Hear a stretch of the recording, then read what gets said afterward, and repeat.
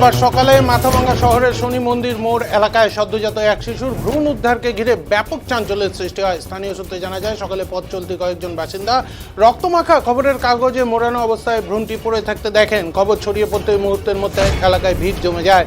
পরে ঘটনাস্থলে পৌঁছয় মাথাভাঙ্গা থানার পুলিশ। ভ্রূণটি উদ্ধার করে ময়না তদন্তের জন্য পাঠায় এবং কে বা কারা ব্যস্ততম ওই এলাকায় এটি ফেলে গিয়েছে তা খতিয়ে দেখা শুরু করেছে। ঘটনাকে কেন্দ্র করে এলাকা জুড়ে তীব্র চাঞ্চল্য ও উদ্বেগ ছড়িয়েছে। স্থানীয়রা জানান, জনবহুল এলাকায় এ ধরনের ঘটনা কাম্য নয়।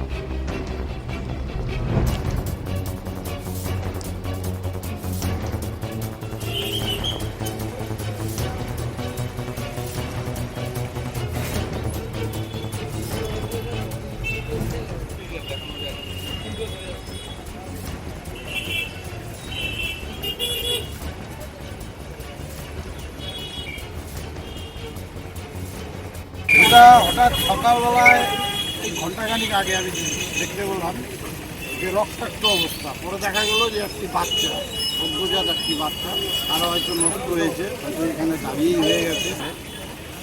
এবার প্রশাসনের দৃষ্টি আকর্ষণ করা হয়েছে, প্রশাসনে এসেছে।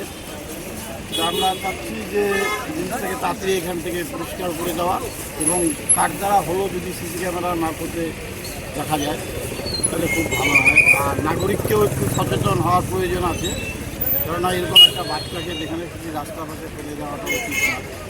সে হয়তো নদীতেও ফেলে দিতে পারছে।